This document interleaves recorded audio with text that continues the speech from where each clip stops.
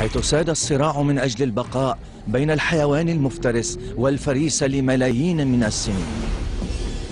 لكن اليوم هناك صياد يطارد فريسة جديدة.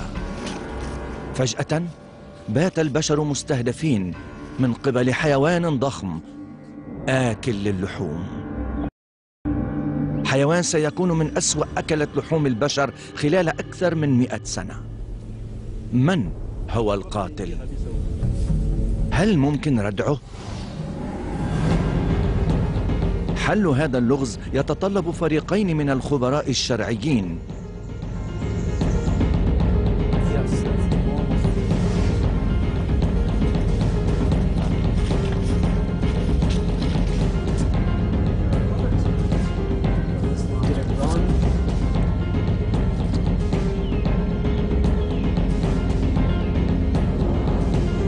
سيكتشفون من هو فعلا الصياد ومن هي الفريسة.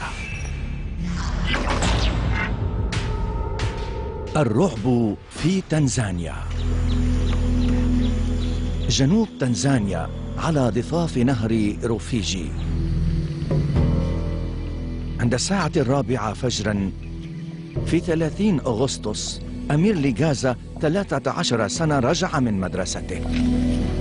أعد ووالدته بيلي العشاء وأكلا وجبتهما المسائية وناقشا يومهما. وعند غروب الشمس دخل أمير لينام. دخلت البيت لأنام وكانت لا تزال في الخارج تعمل على تنقية حبوب الذرة، وأنهت عملها قرابة الساعة 10 أو 11 مساء.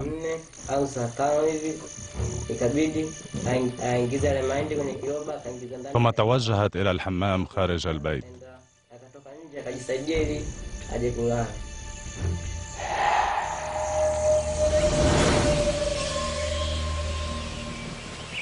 عند طلوع الفجر استيقظ أمير ليكتشف أن الكوخ فارغ والباب غير مقفل، ولم يرى أثرا لوالدته.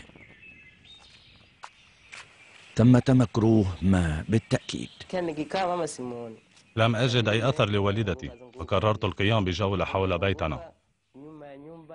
رأيت بقعا من الدم، فبدأ قلبي يخفق بسرعة كبيرة بعد أن رأيت بقع الدم، ولكنني لم أفقد الأمل. ثم رأيت الفستان الذي كانت ترتديه والدتي بالليلة الماضية، كان ممزقا وملطخا بالدم. لحق أمير آثار الملابس الملطخة بالدم واكتشف أمرا رهيبا. ثم رأيت الجمجمة، لم يكن هناك شيء في الجمجمة حتى العينين.